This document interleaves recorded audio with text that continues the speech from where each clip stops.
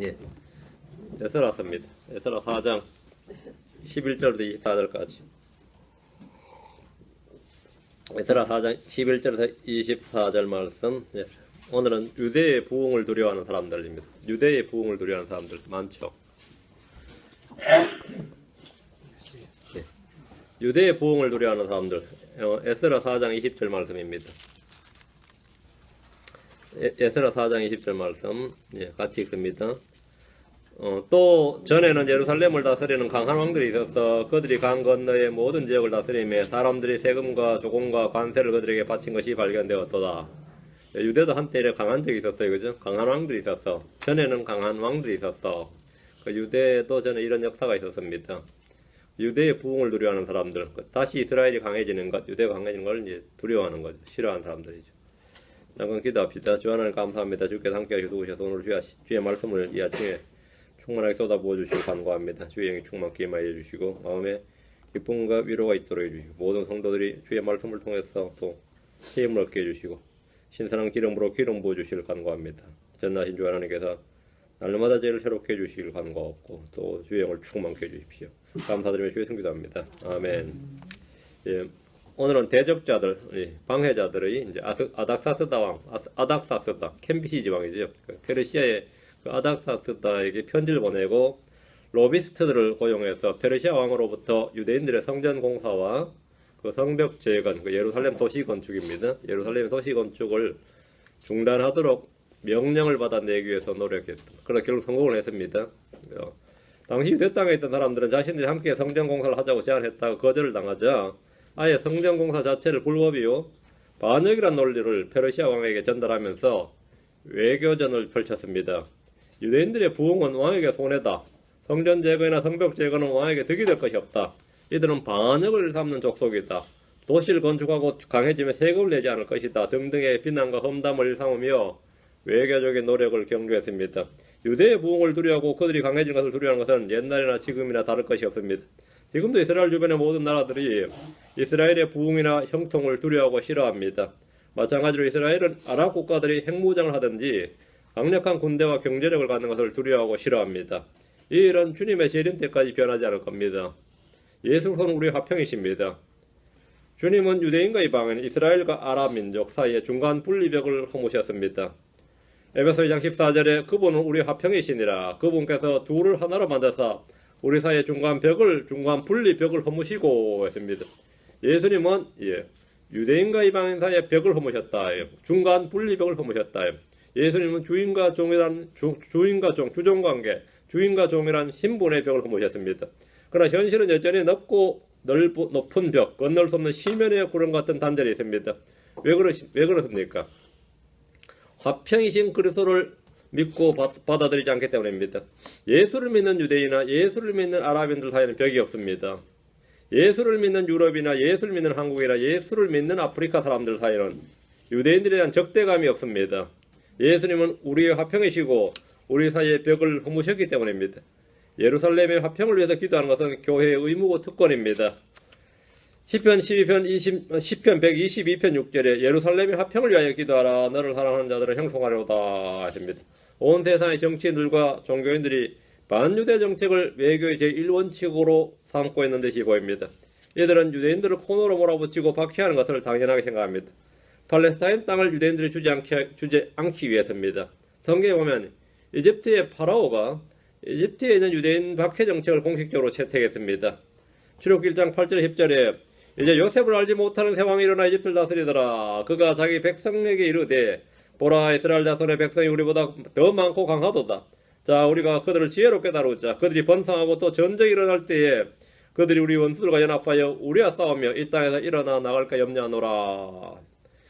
파라오는 이집트를 구원한 유대인 요셉을 알지 못한 채 이스라엘을 적으로 원수로 취급했습니다. 파라오는 이집트의 유대인들이 많고 강하다. 이들이 전쟁 때에 원수들과 연합해서 싸우거나 이집트를 나갈까 염려한다는 것이 박해 정책의 명분이었습니다. 이렇게 해서 유대인들을 엄격하게 다루고 태어나는 사내 아이들을 모두 다 죽이는 유대인 멸절 정책을 시행했습니다. 파라오의 이런 정책은 2차 세계대전 때 독일의 히틀러에 의해서 재현되었고 오늘날 여전히 무슬림들의 정책입니다. 또한 대환란 때 그 짐승이라 불리는 적그리스도가 채택할 정책입니다. 그들의 정책은 유대인들의 입장에서 다 멸하자는 겁니다. 자, 본문을 보겠습니다. 11절. 그들이 그에게 아닥사스다 왕에게 보낸 편지의 사본인데 그 편지의 사본이라 아니라 편지의 사본 할 때는 카피 그냥 편지 한 장이에요. 편지 한 장은 이라니라 이 말입니다. 강의 편에 있는 자들 즉 왕의 신하들은 이때에 본문의 아닥사스다 왕은 역사에 따르면 이제 캔비시즈 왕으로 알려져 있습니다. 11절에서 16절까지는 장관 르훔과 서기관 심세가 왕에게 쓴 편지입니다. 르훔과 심세는 그저께 거의 모든 사람들에게 동의를 얻었어. 또 힘을 합쳐서 서명을 받은 다음에 왕에게 편지를 썼습니다. 이미 페르시아의 고레스 왕이 성전 건축을 하라는 칙령을 내렸음에도 이 명령을 거슬러서 새로운 왕명을 얻어내기 위함입니다. 이 제국주의 국가에서 이미 공포된 왕명을 바꾸는 명령을 내린다는 것은 오늘날 민주주의 국가에서 말하면 헌법을 바꾸는 것과 같습니다. 최소한 법률을 엎어버리고 의회에서 법률을 새로 제정해야 되는 것과 같은 일입니다. 왕명을 바꾼다는 것은 아주 큰 일이죠.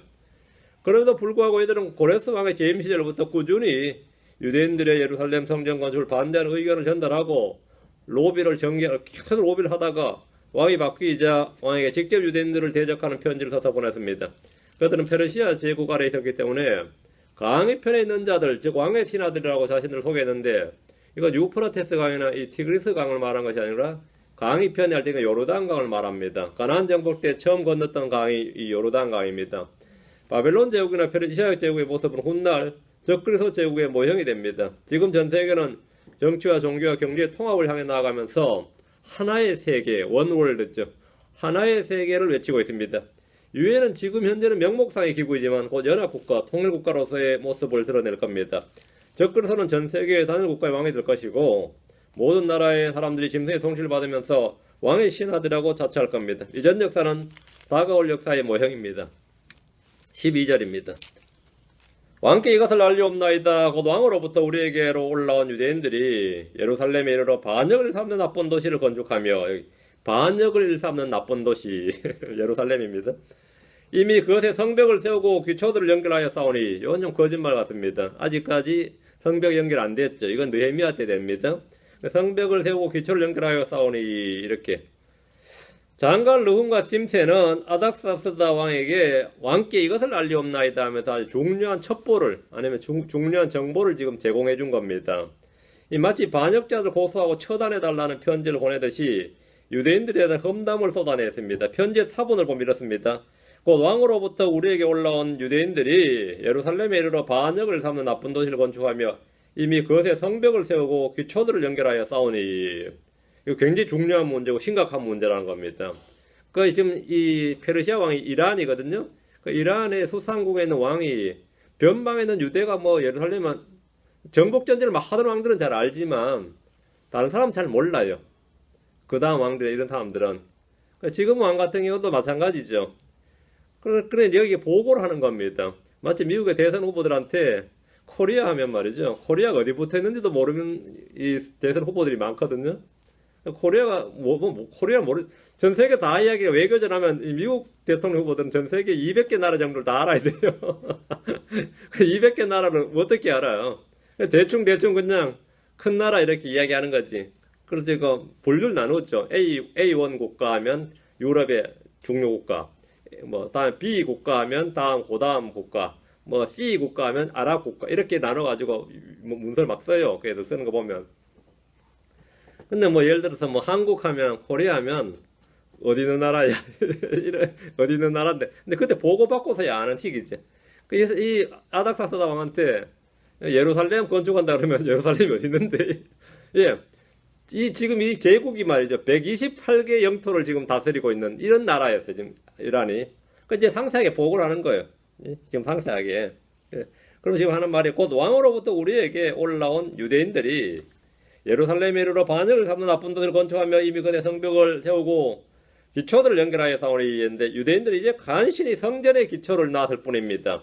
그런데 편지는 예루살렘에 성벽을 세우고 기초들을 연결했다 이렇게 말합니다. 성벽 세우면 이제 튼튼한 성벽을 세운 다음에 뭐라고? 독립선을 한다 이 말이죠. 근데 편지는 예루살렘 성벽을 세우고 기초들을 연결했다 이렇게 말합니다. 이 비방과 험담은 주로 사실에 대한 과장과 거짓과 왜곡에 기초하고 있습니다.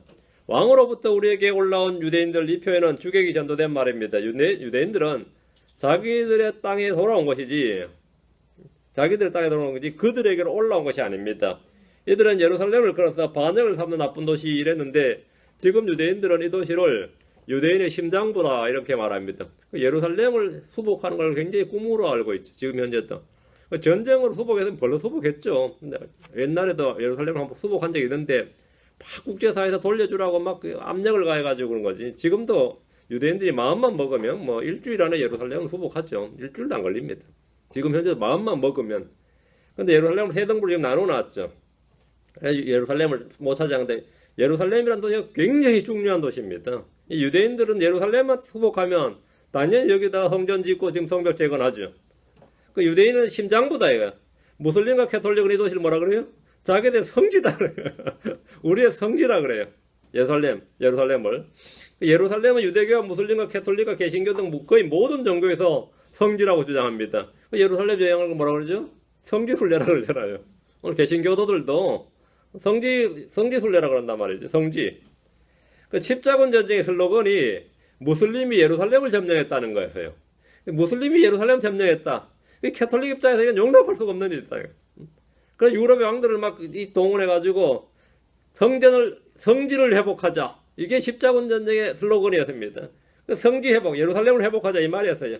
무슬림들로부터 예루살렘을 회복하자는 것이었고, 우리 주님은 예루살렘을 뭐라고 그랬어요? 우리 주님은 예루살렘을 위대한 왕의 도시다 이랬습니다. 근데 맹세할 때 예루살렘으로 하지 말고선 예루살렘은 위대한 왕의 도시이기 때문이니라 했어요. 예루살렘은 다윗 때부터 통일 이스라엘 왕국의 수도였고, 솔로몬의 성전이 세워진 도시고, 앞으로 이곳은 천연왕국의 수도로서 주께서 거기 계시다라는 이름의 도시가 될 겁니다. 주님이 실제 거기에 좌정하고 계시는 도시, 그 예루살렘입니다. 근데 지금 이들에게, 사마리아인들에게 예루살렘 무슨 도시였어요? 반역을 일삼는 나쁜 도시. 반역을 일삼는 나쁜 도시. 뭐 사람마다 다 입장이 다른 거죠. 13절. 이제 왕께서는 이것을 아시옵소서. 곧 이 도시가 건축되고 성벽이 다시 세워지며, 예루살렘이 다시 건축되고 세워지면 말이에요. 그들이 세금과 조공과 관세를 바치지 아니하리니 이로써 왕께서는 왕들의 세입에서 손해를 보리이다 했습니다. 이들은 돌아온 유대인들이 앞으로 어떻게 할 것인지 정세를 분석하고 예측하는 보고서를 올렸습니다. 유대인들은 예루살렘이 건축되고 성벽이 다시 세워지면 세금과 조공과 관세를 바치지 않을 것이란 예측복을 했습니다. 유대인들은 성전공사와 성벽을 재건축하면 기회를 엿보아서 독립을 선언할 것이고, 페르시아 왕에게 지금까지 바치던 조공이나 세금이나 관세를 바치지 않을 것이다 이렇게 주장했습니다. 마치 오늘날 요즘 우리 현대어로 지금 우리식으로 말하면 뭐가 되는 거죠? 이들이 핵무장을 하면 독립할 겁니다. 그 말이에요. 그들이 핵무장을 하면, 예루살렘 건축이라는 의미가 마치 유대인들에게는 핵무장하는 거나 같은 것이다 이거예요. 예루살렘이 실제로 이 성지순례 해보시면 알겠지만 천의 요새입니다. 예루살렘이라는 도시 자체가 이 7산에 둘러싸이는 천의 요새라서 방비만 자라면 이 30만에서 100만 대군을 맞을 수 있는, 물리칠 수 있는 그런 사실 도시가 예루살렘이에요. 예루살렘은 유대인이 헛짓만 안 하면 망할 수가 없는 도시죠.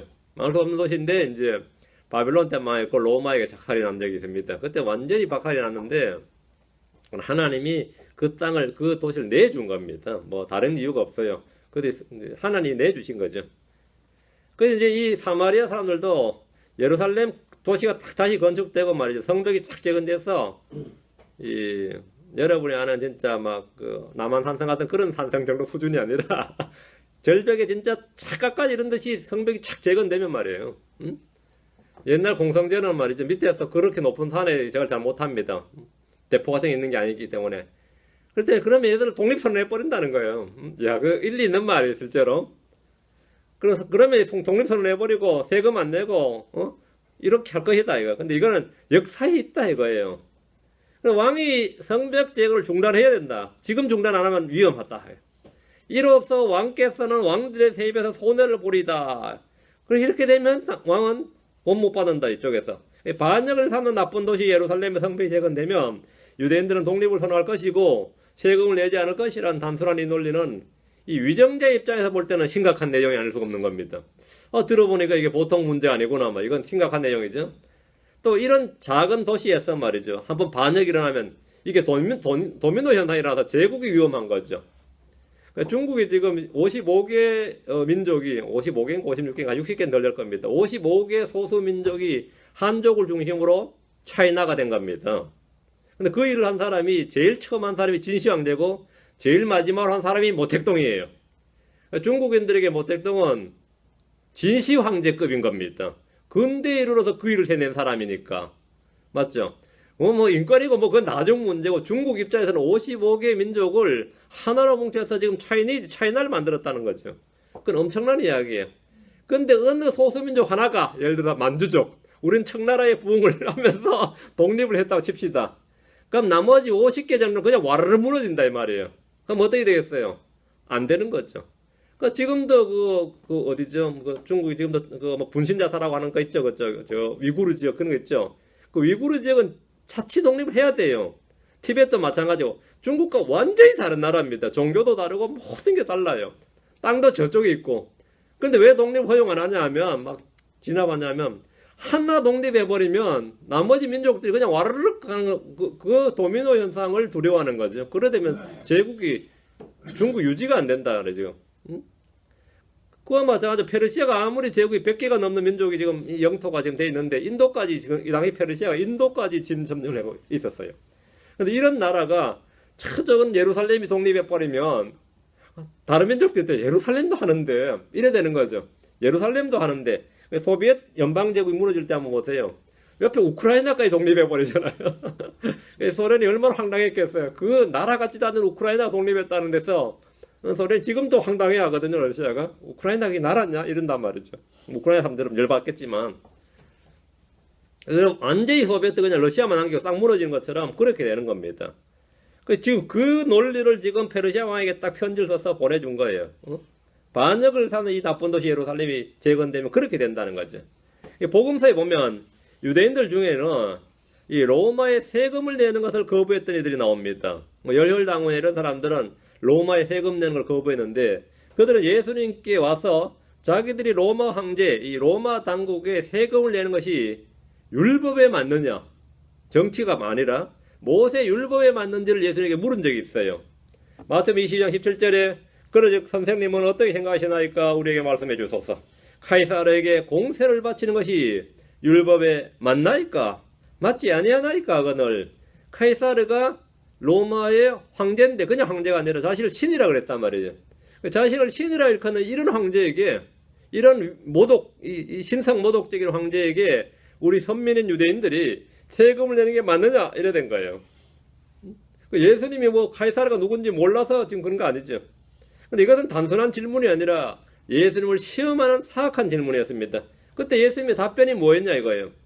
마태복음 22장 18절 21절에 예수님께서 그들의 사악함을 아시고 이르시되 너희 위선자들아 너희가 어찌하여 나를 시험하느냐 공세돈을 내게 보이라 하시며 그들이 데나리온 하나를 그분께 가져오거늘 그분께서 그들에게 이르시되 이 형상과 그 위에 쓰인 글이 누구의 것이냐 하시니 그 화폐 발권국이 어디냐 말이에요. 화폐 발행을 누가 했고 지금 세상에 이 경제를 지금 누가 정치 경제를 누가 잡고 있느냐 로마죠. 하시니 그들이 그분께 이르되 카이사르의 것이니이다. 달러는 미국 것이고 맞죠.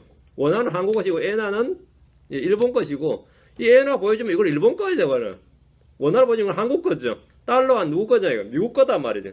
누구 거냐 이거 카이사르의 것이니이다 하면 그때 그분께서 그들에게 이르시되 그런즉 카이사르의 것들은 카이사르에게 하나님의 것들은 하나님께 바치라 하시니 있습니다. 주님의 답변은 아주 간단합니다. 이게 이제 정교 분리를 주장하는 사람들이 가장 잘 이용하는 이 구절 중에 하나예요. 정치와 종교를 이렇게 분리되는 것이다. 이것이 바로 예수님의 가르침이다 할 때 자주 인용하는 구절입니다. 로마에 세금 내라는 말입니다. 뭐 다른 말 필요 없어요. 로마 세금 내야 되냐 할 때 내라 이 말입니다. 자신의 정치적 성향이나 신념이나 종교적 이유를 내지 말고 세금 내라. 세금 내라. 시민은 시민으로서 의무를 다해야 됩니다. 하나를 믿고 유대 독립을 운동하는 유대인들이라도 카이사르에게 낼 세금은 카이사르에게 내고 하나님께 바칠 헌물과 희생물은 하나님께 바쳐야 됩니다. 이 구절을 비틀어서 세금을 내지 않고 권력에 불복종하는 일은 하나님을 거역하는 것 외에 아무것도 아닙니다. 크리스천들은 언제나 세속적인 권력에 복종하고 세금을 내는 문제에서 모범심이 되어야 됩니다. 세금 내는 문제에 대해 주저함이 없어야 됩니다. 오늘날 소위 민주화니 시민 불복종이니 정권을 타도하자는 반역자들 중에는 크리스천들 향해서 권력에 복종하는 것이 정당하냐고 묻는 이들이 있습니다. 불평하는 사람들과 반역자들이 성경에서 가장 싫어하는 구절이 로마서 13장 1절 4절입니다. 로마 13장 1절과 2절에 보면 모든 호는 더 높은 권력들에 복종할지니 하나님으로부터 나지 않는 권력이 없으며 이미 있는 권력들도 하나님께서 임명하였느니라 하셨느니라. 그러므로 누구든지 권력에 거역하는 자는 하나님의 규례를 거역하나니 거역하는 자들은 스스로 정죄를 받으리라 했습니다. 권력들에 복종하라 말이에요. 사도 바울은 단 한 번도 크리스천들에게 반체제 운동이나 불복종이나 저항을 선동하거나 은근히 암시조차 한 적이 없습니다. 성경은 복종하라 말합니다. 로마 13장 5절에 그러므로 너희는 진노 때문만이 아니라 양심을 위해서도 반드시 복종해야 하느니라. 반드시 복종해야 하느니라. 사도 베드로 역시 동일한 명령을 주었습니다. 베드로전서 2장 13, 14절에 주를 위해 사람의 모든 규례에 복종하되 왕에게는 최고 권위자에게 하듯하고 총독들에게는 악을 행하는 자를 징벌하고 잘 행하는 자를 칭찬하기에 그가 보낸 자들에게 하라. 하라. 그렇게 하라고. 그렇게 하라. 그러니까 이집트에 살 때는 이집트에 복종해야 되고 로마 밑에는 로마에 복종해야 되고 바빌론 밑에는 바빌론에 복종해야 되고 그게 정상입니다. 그게 정상이에요. 그게 비정상이 아니에요. 한국도 이제 근대사가 아픔이 있죠. 예를 들어 뭐 일본에서 뭐 35년 6개월, 한 36년 지배받았다 그러죠. 그때 뭐 친일파 아닌 사람이 전 국민 중에 없었죠, 사실은 거의. 근데 그거 아직까지 문제 삼은 사람 있죠.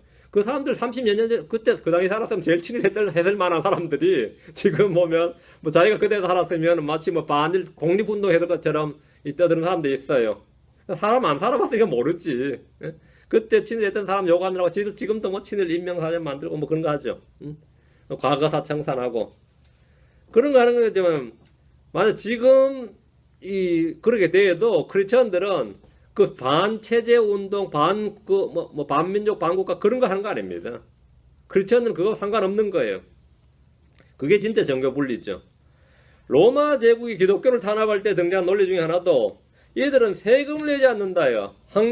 황제에게 복종하지 않는다. 예수를 왕으로 삼고 섬기는 크리스천들은 세속의 왕을 인정하지 않는다. 뭐 주인과 종과 같은 신분제도를 인정하지 않는다. 이런 식으로 기독교인들을 고소하고 그들을 압박하고 죽였습니다. 예수님도 이런 고소를 받았습니다. 누가복음 23장 2절에 그들을 고소하기 시작하여 이르시되 우리가 보니 이 자가 민족을 그릇되게 하고 카이사르에게 공세내는 것을 금하며 스스로 그리스도 왕이라 하더이다. 예수님이 이 고소받을 때 두 가지 제목이 있었단 말이죠. 하나가 뭐죠? 카이사르에게 공세내는 것을 금하여 이겁니다. 세금 내는 걸 금하더라. 위정자들이 가장 싫어하는 겁니다. 다음에는 자기를 왕이라 그러더라 이거죠. 예수님은 세금을 내라고 하셨지 세금을 금하신 적이 없습니다. 성경은 세금을 금하는 것이 아니라 항상 세금을 내라고 명령합니다. 로마 13장 6절 7절에도 이런 까닭에 너희가 공세도 바치나니 그들은 하나님의 사역자로 바로 이 일에 항상 힘쓰느니라. 그러므로 모든 사람이 그들이 마땅히 받을 것을 주되 공세받을 자에겐 공세를 관세받을 자에겐 관세를 두려워할 자에겐 두려움을 존경할 자에겐 존경을 주라. 지금 이건 성경의 가르침이에요. 이것이 성도들의 의무입니다. 성도는 언제나 위에 있는 권력에 복종하며 세금을 내는 일을 의무로 여깁니다. 그런데 지금 여기 사마리아인들은 유대인들이 분명히 성벽제거를 하면 세금 안 낼 것이다. 이렇게 지금 고소를 한 겁니다. 이런 고소는 언제나 나오는 겁니다. 지금도 이 교회는 세금을 내지 않는다. 이런 거 있죠. 교회는 면세다 말이죠. 미국이 지금 교회가 면세입니다. 지금 세금 내게 하자. 이게 이제 미국도 이제 일어나는 일이고 한국도 마찬가지. 세금은 면세였어요. 이 초대 대통령 이승만 씨가 독실한 이 기독교인들 장로였습니다. 이승만 씨가 대통령이 한 일이 교회를 면세시켜버린 것 하나 하고 군대에 군종을 만든 거였습니다. 모든 군인들은 군에 갔어도 예배생활, 신앙생활 할 수 있도록 군부대마다 그 당시에는 연대마다였어요. 지금은 뭐 거의 뭐 대대마다 뭐 이렇게 되는데 그때는 연대마다 전부 다 목사를 한 명씩 군종 목사를 두라 해가지고 만들어서 예배를 드리게 하고 특히 크리스마스 날 놀게 했죠. 그게 이제 이승만 박사가 한 일이었어요. 근데 그걸 이제 다른 종교에서 나중에 불교나 이런 데서 아이고 이거 종교 형평을 해서 우리도 그럼 뭐 파송하겠다, 중환을 파송하겠다 했길래 불교도 그런 게 있나 해가지고 결국 어때서 지금은 파송했어요. 원불교에서도 우리도 하겠다, 캐톨릭도 우리도 하겠다 이래가지고 결국은 지금은 4대 종교라 그럽니까? 다 하고 있어요. 나중에 막 별 이단들까지 다 덤벼들어서 우리도 하겠다 하니까 자격을 갖췄는데 법을 만들었는데 지금 4대 종교만 뭐 허락한다 해가지고 아마 캐톨릭 불교, 개신교, 원불교까지가 될 겁니다. 근데 원불교는 다 파송 못한 걸로 알고 있고요. 뭐 그런 식으로. 예. 14절입니다. 이제 우리가 왕의 궁궐에서 양식을 받아 생계를 유지함으로 왕의 수치를 보는 것이 우리에게 합당하지 아니하며 따라서 우리가 사랑을 보내어 왕께 확실히 알려니 했습니다. 크리스천들이 세금 안 내는 게 별 좋은 건 아닙니다. 세금을 내야죠. 크리스천 자체는 목사가 면세는 아닙니다. 목사는 세금 내요. 교회의 부지에 관한 게 세금이 없다는 겁니다. 이게 소득세 있죠. 미국에 왜 프로퍼티 텍스라는 거 있죠. 이 교회 이게 만약 교회가 교회의 부지면 프로퍼티 텍스를 안 낸다는 것이지, 교회 목사나 뭐 일꾼을 피아노 반주자한테 월급 주면 그거는 세금 다 나갑니다. 그 페이롤 텍스는 다 나갑니다. 한국은 그 페이롤 텍스가 없다는 말입니다. 한국이 진짜 엄청 좋은 거죠. 근데 만약 페이롤 텍스 걷어봐야 말이죠. 아마 90% 이상은 세금 못 냅니다. 저소득층이기 때문에 뭐 어차피 내봐야 대형교회 몇 명 목사한테 받는 거지 사실은 뭐 상징적인 것이지 수입은 거의 없을 겁니다. 예, 14절 지금 말하자면 이제 우리가 왕의 궁궐에서 양식을 받아 생계를 유지함으로 왕의 수치를 보는 것이 우리에게 합당하지 아니하며 왕이 그런 이 수치를 당하는 걸 우리가 못 보겠단 말이에요. 따라서 우리가 사람을 보내어 왕께 확실히 알려오니 이 지역에 지금 사정이 이렇다는 겁니다. 고소자들은 자신들이 쓴 편지를, 자신들이 이 편지를 쓰는 이유, 목적을 분명히 밝혔는데 자신들이 왕의 궁궐에서 양식을 받아 생계를 유지하기 때문이고, 한마디로 하면 자기는 공무원이다 이 말이에요. 공무원은 뭐죠? 국가의 녹을 먹는 사람이다 말이에요. 왕의 녹을 먹는 사람으로서 이 장관 심태 같은 사람이 우리가 왕의 녹을 먹는 사람으로서 왕이 그런 수치를 당하는 걸 우리가 어찌 보겠느냐 말이에요. 그래서 이 편지를 쓰는 목적으로 왕의 수치를 보는 것이 우리에게 합당하지 않기 때문이라고 했는데 이 말은 거짓말입니다. 왜 거짓말이냐면 그들은 처음에 유대인들과 함께 성전 건축하려고 했다가 자기들도 성전 건축하겠다고 했는데 자기들 같이 하면 그럼 괜찮고 안 하면 반역이라 이 말이죠. 자기들이 하다가 거절당했기 때문에 시기심과 분노로 편지를 쓰는 겁니다. 이 시기심과 분노가 무섭죠. 시기심과 분노가 막 폭로하고 그러잖아요, 그죠? 함께 잘 나갈 때 문제 안 되던 것이 관계가 비틀어지면 뭐 어떻게 해요? 막 진정 넣고 폭로하고 저럼 처벌해 달라 그러고 뭐 다 그렇게 하는 거죠. 오늘날 무슬림들이 유대인들이 느끼는 감정이 이겁니다. 그들은 아브라함의 후손임을 자처하면서 지금 유대인 이 중동의 아랍 국가들 보면 20억이라고 자기들 말로 그 아브라함의 후손이라 해요. 그 누구 하니까 이스마엘이라 이가. 이스마엘과 이삭이죠. 이스마엘이 장자였거든요. 이삭보다 나이가 14살 많았죠. 이스마엘을 자처하면서 유대인이 아니라 자신들에게 정통성이 있다 이렇게 주장을 했습니다. 그럼 생각해 보세요. 이집트가 이스마엘의 후손이 될 수 있어요? 아브라함이 이집트로 피난 갔는데 이집트하고 이스마엘하고 하나도 상관이 없다고 이집트 사람들한테 니들이 이스마엘의 후손이냐 그러면 말이 되는 소리를 해야지.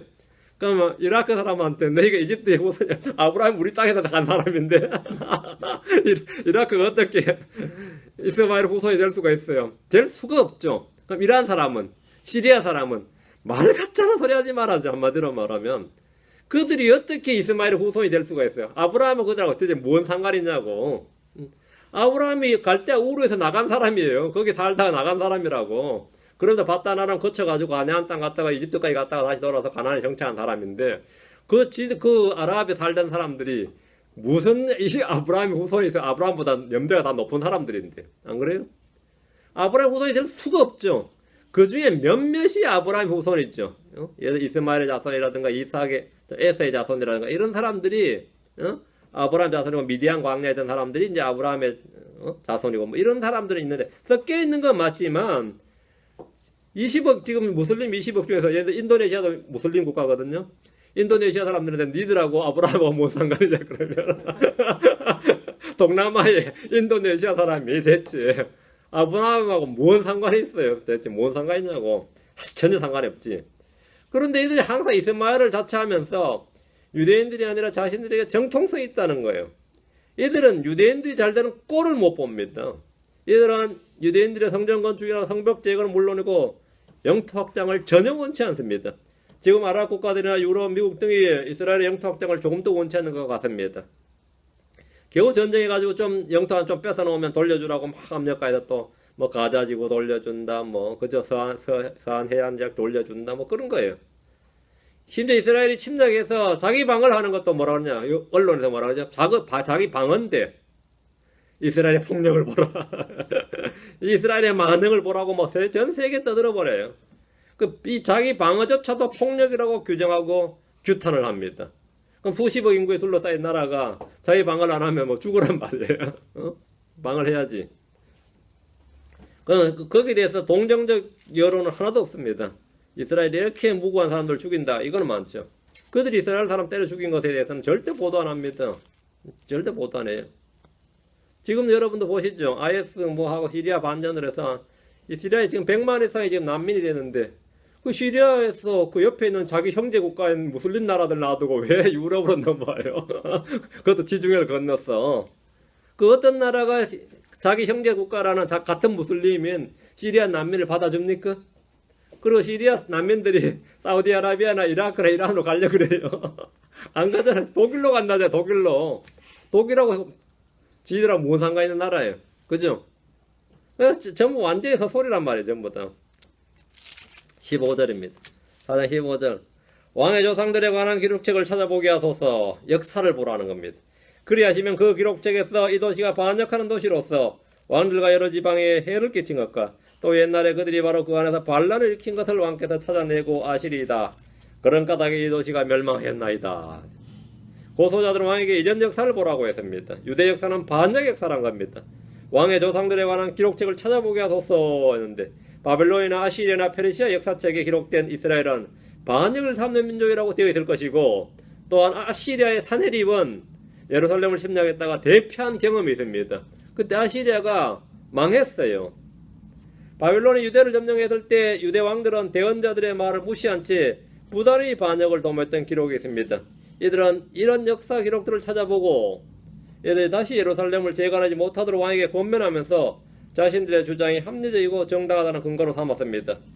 그런 까닭에 이 도시가 멸망하였나이다 했는데 예루살렘이 멸망한 것은 이들이 이방 왕들에게 반역을 꾀했기 때문이 아니라 하나님을 배반했기 때문입니다.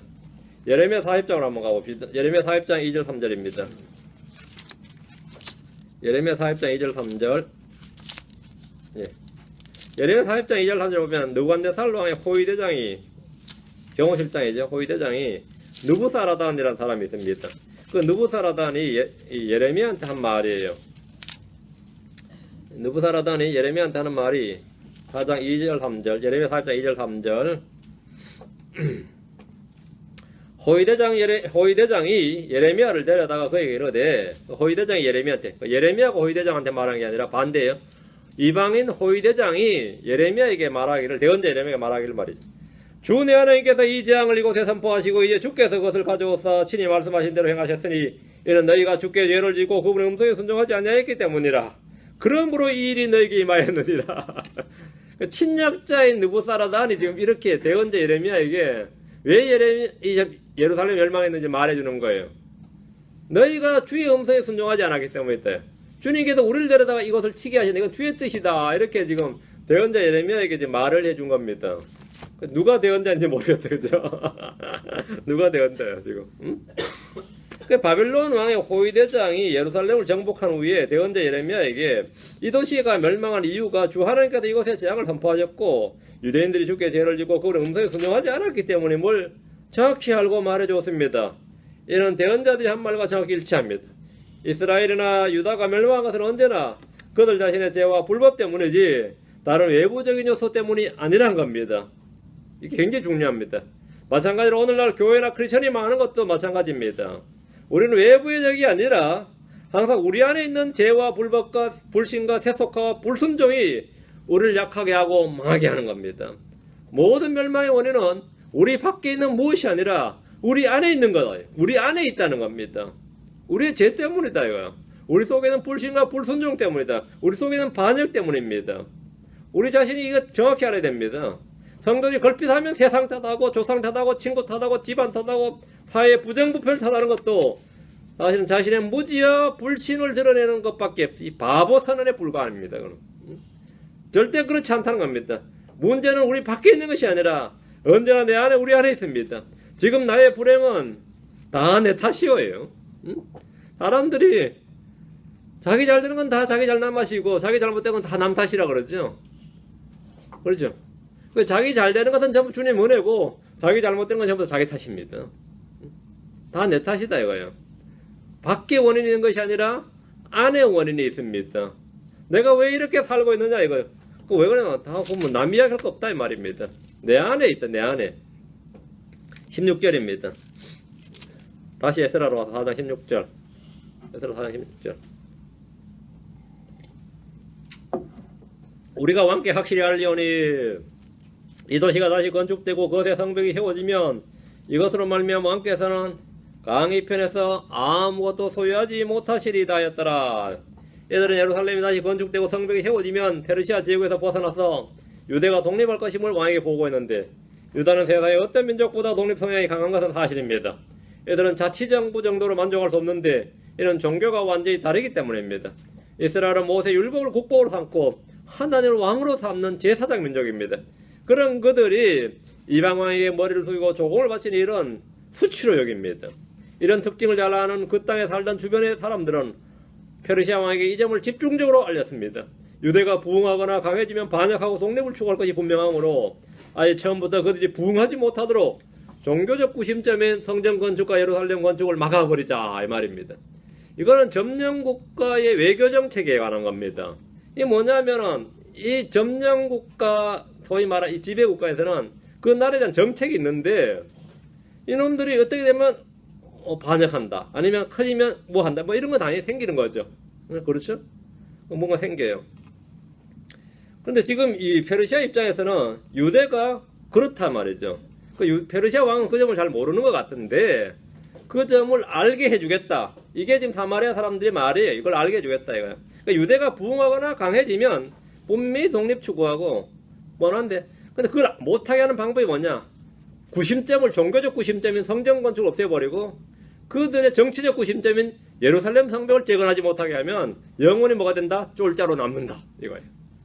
이거는 상당히 통찰력 있는 뭐 누구나 상식적이긴 하지만 이 통찰력 있는 정보를 제국의 왕에게 건의를 한 겁니다. 그럼 페르시아 왕이 이제 식견이 있으면 어떡하겠어요?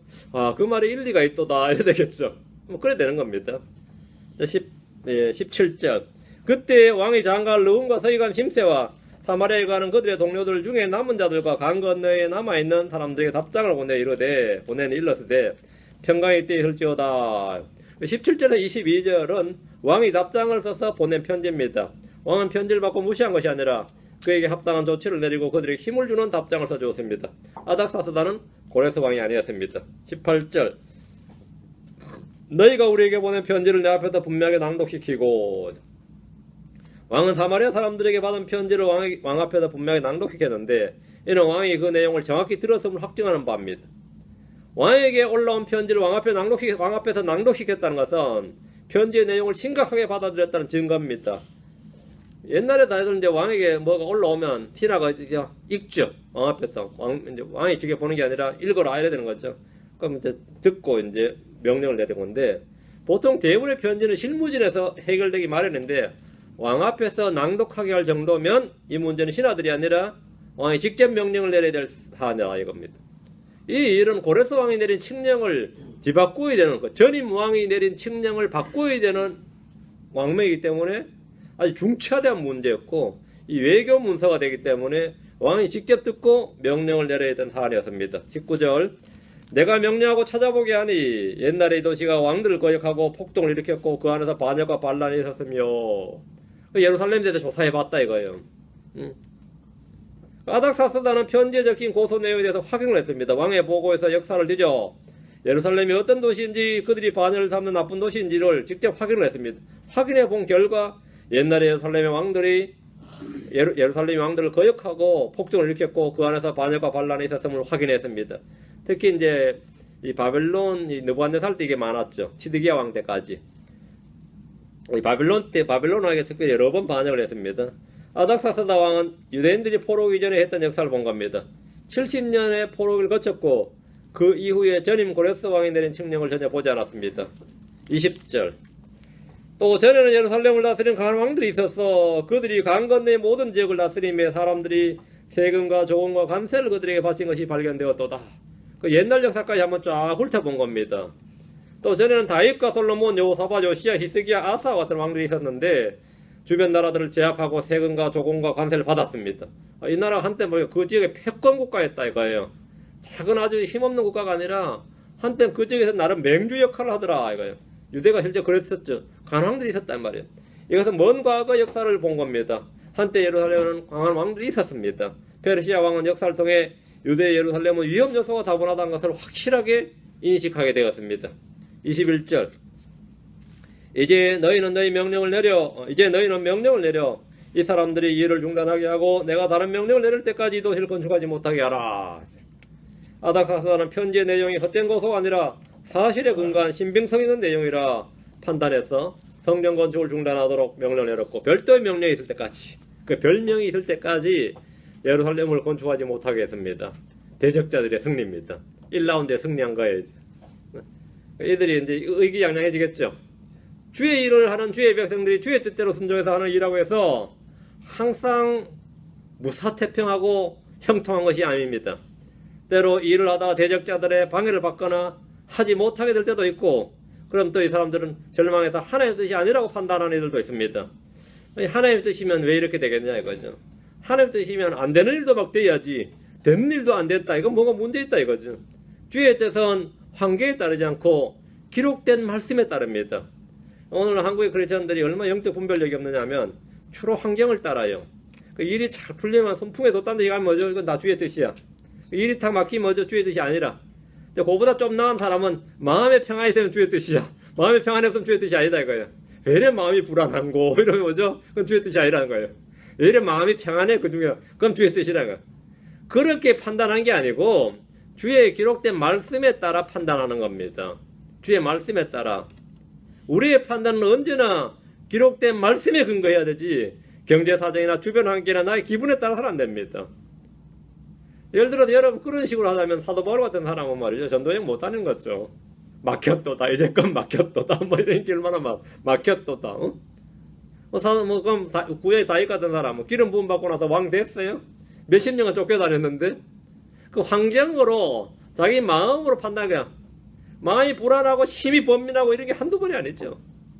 그 예수님 십자가 지기 전에 기도할 때 마음이 심히 번민하셨는데 이건 주의 뜻이 아니야 뭐 그러겠어요. 마음의 평안하고는 아무 상관없습니다. 마음의 평안하고는 사시나무 떨듯이 떨면서 이건 주의 뜻이야 해야 될 때가 있고, 마음이 평안한 가운데도 이건 주의 뜻이 아닌 것 같은데 해야 될 때가 있습니다. 뭘로 판단하느냐는 겁니다. 뭘로 판단해요? 기록된 말씀으로 판단하는 겁니다. 오늘은 남편이 깽깽대고 막 난리치니까 오늘 교회를 안 가는 게 뜻인가 보다. 그러지 말고요. 그러지 말고 오늘 아침에 이렇게 내가 기분이 안 좋은 걸 찌뿌드한 거 보니까 몸도 찌뿌드한데 마음도 찌뿌드하구나. 이건 안 하는 게 하나의 뜻인가 보다. 이러지 말고 말이죠. 여러분 뭘로 판단하냐 하면 항상 기록된 말씀으로 판단하는 겁니다. 22절입니다.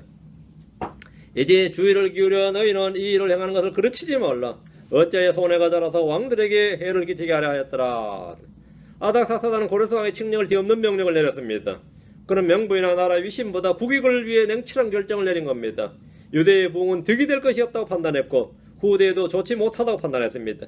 이제 주의를 기울여 너희는 이 일을 행하는 것을 그르치지 말라. 왕은 이 편지를 보낸 사마리아 사람들에게 유대인들의 성전 공사와 도시 건축을 중단하도록 일을 하는 임무를, 그 중단하는 임무를 너희가 그럼 막아라, 이렇게 힘을 실어줬습니다. 얼마나 기분 좋겠어요. 페르시아 왕이 우리에게 이제 우리가 편지를 보냈지만 너희가 그러면 그 일을 하라, 이렇게 22절에 답변하죠. 반대자들에게 힘을 실어줌으로써 가장 효과적으로 유대인들을 통제하도록 한 겁니다. 왕이 직접 뭐 군대를 내보내거나 식사를 보낸 게 아니라 어떻게 한 거를 너희가 하라 이렇게 편지 한 장 내주니까 알아서 뭐 완장 채워주니까 잘하겠죠. 뭐 그런 이야기입니다. 23절 이제 아닥사스다 왕의 편지 사본을 누움과 서기관 심세와 그들의 동료들 앞에서 낭독하며 그들이 예루살렘으로 급히 가서 유대인들에게 이르러 힘과 건세를 이용하여 그들로 하여금 일을 중단하게 하니. 왕의 편지 한 장이면 이게 마패지 완전히 뭐 그죠? 보안관이지 뭐. 왕명 페르시아 왕의 명령 편지를 갖고 왔는데 뭐 다른 할 말 있어요? 왕명을 갖고 왔는데 왕의 편지를 받은 루움과 서기관 심세와 그들의 동료들 앞에서 낭독했고, 예루살렘으로 급히 올라가서 왕명을 선포하며 왕에게 받은 힘과 권세를 이용해서 유대인들로 하여금 일을 중단하게 했습니다. 이들은 자신들의 제안과 협조를 거부한 유대인들에게 자신들의 존재감과 힘을 보여준 겁니다. 우리한테 우리 성질 건드려서 잘 될 거 없다 이거예요. 지금 우리 심기를 건드리지 말라 이겁니다. 이들은 자신들의 제안과 협조를 거부한 유대인들에게 자신들의 존재감과 힘을 확실히 보여줬습니다. 자신들의 협조 없이는 돌아온 유대인들이 아무것도 할 수 없을 것임을 말로만 한 것이 아니라 실력 행사를 통해서 보여준 겁니다. 우리는 왕과 이렇게 연결되어 있다. 우리는 언제든지 페르시아 왕에게 편지를 보낼 수 있고 왕명을 받을 수 있다. 뭐 이런 거예요. 정치적이나 외교력이 너희보다 한 수 위다. 뭐 이겁니다. 우리가 한 수 위다 이거야. 타협을 거부한 대가가 무엇인지를 생생하게 맛보게 해줌으로써 앞으로 이들이 매사에 자신들과 의논하고 도움을 구하고 손을 내밀길 원했고, 이번 한번 뜨끔한 맛을 봤으면 앞으로 우리와 뭐하라? 협조하라 이거야. 우리와 타협하라 이거야. 응? 우리와 함께 해야 된다 이거야. 이 사건을 통해서 이들은 자신들의 기득권을 재확인했고 돌아온 유대인들 위해 군림하려 들었습니다. 이때가 주전 535년경입니다. 24절. 그때 예루살렘에 있던 하나님의 집에 관한 일이 중단되고 이처럼 그 일이 페르시아 왕 다리오의 통치 제 2년까지 중단되니라.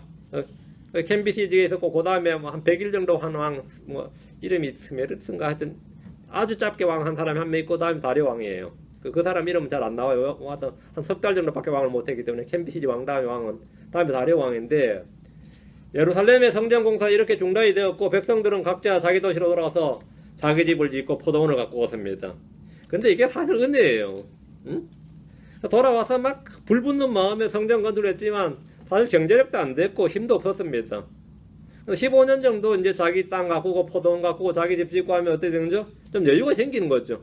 그때 다시 성전 건축하는 게 맞아요. 처음에는 막 의욕 일어서 막 했다가 대적들의 방해로 말미암아 사실은 힘을 좀 회복한 거죠. 오히려 이거에 못하게 된 게 사실 하나의 은혜입니다. 문제는 이 기간 동안에 백성들이 자기 집 짓고 포도원 짓고 농사 짓고 하다 보니까 이제부터 뭐 성전 건축이니 뭐 예루살렘 건축에 대한 열망과 소원을 완전히 잃어버린 겁니다. 자기 이제 사정은 좀 나아졌는데 문제는 마음도 잃어버린 거지. 이들은 성전을 완공할 수 있도록 뜨겁게 기도하거나 이를 이루려는 의지와 열망을 보인 대신에 이것은 불가능하다, 주의 뜻이 아니다, 해도 안 된다는 식으로 포기하고 말았습니다. 이 마음까지 함께 잃어버렸다는 게 이게 좀 어렵게 된 거죠. 약 15년이 지나서 다리오 왕 2년째 6월 1일에 대언자 학계가 일어나서 주의 말씀을 선포했는데, 학계도 1장 4절 5절에 너희여 이 집이 피폐하거늘, 주의 집 성전이죠. 이 집이 피폐하거늘 지금 너희가 널빤지로 꾸민 너희 집에 거할 때냐? 그로 이제 만군의 주가 이같이 말하노라. 너희 길들을 깊이 생각할지니라. 지금 너희가 지금 계속 너희 집 짓고 포도원 짓고 이것만 할 때냐 이거예요. 이때까지 중단되었던 성전 공사를 다시 시작해서 완수하라는 주의 말씀이 임한 겁니다. 왕명이 안 되는데 이랬을 때 유대인들에도 비장의 카드가 한 수 있었어요. 그게 뭐죠? 고레스 왕의 칙령을 보시오 이거죠. 제2라운드에는 우리도 편지 한번 써보자 이거죠. 고레스 왕의 칙령, 저쪽에서는 뭐죠? 전이면 그 전 역사를 보라 그랬죠. 우리도 있다 이거죠. 고레스 왕의 칙령을 보시오. 그래서 편지를 쓰는 거예요. 주님은 돌아온 유대인들이 성전 기초를 놓았을 때 대적들의 방을 허락하심으로써 유대인들이 각자 자기 집으로 돌아가서 포도원을 가꿀 수 있도록 시간을 주셨습니다. 문제는 거기에 안주하고 주의 집에 대해서는 잊어버릴 지경이 되었습니다. 약 15년이 지나자 주전 520년경에 성전 공사가 다시 시작되었습니다. 이때 주님께서 역사하셔서 뭡니까? 다리오 왕이 고레스 왕의 칙령을 보고 전에 왕명이 칙령 건축하라고 한 게 맞네 이래 돼가지고 다시 또 왕명이 내려온 거죠. 다시 한번 뒤집어진 겁니다. 왕명이 다시 바뀐 거죠. 요거 이제 다음 장 5장에 나옵니다. 5장은 이제 역사가 확 뜁니다. 예. 지금 우리가 남의 나라 역사 공부하는 게 아니고 성경 공부하는 거예요. 주님께서 이 성경 공부하면서 우리에게 주는 교훈과 훈계를 여러분이 받으시면 됩니다. 내용이 뭐 재미있는 내용이 많은데, 예. 이게 지금 우리하고 지금 역사가 하나 다를 게 없어요. 예. 제가 이런 쪽에 이야기하면 뭐 이야기 너무 길어져 가지고 못해서 그렇습니다. 예. 다음 시간에 계속 읽어보시고 계속 공부합시다. 기도하겠습니다. 지금 시간이 또 이게 좀 길어졌네요. 11시 다 됐는데 오늘은 시간을 좀 더 들여서 11시 10분까지 11시 10분까지 지었다 10분에 시작하겠습니다. 자, 기도합니다. 주 하나님 감사합니다. 주께서 함께하게 도우시고 긍휼을 베풀어 주셔서 오늘 주의 말씀을 은혜롭게 저희 가운데 허락해 주시고 계속해서 주의 영을 충만케 해주시려고 간구합니다. 아버지 하나님께서 참으로 아침에 이슬처럼 또 내리는 비처럼 저희 마음 가운데 은혜의 담비로 허락해 주시옵소서. 아버지 하나님께서 성도들에게 깨우침을 주시고 또 지혜와 명철을 부어 주시옵소서. 하나님의 말씀을 통해서 우리 주 하나님의 신격과 신성을 더욱 알아나가고 주님 아는 지식에서 자라게 해 주시옵소서. 감사드리며 주의 성기도합니다. 아멘. 예, 마치겠습니다.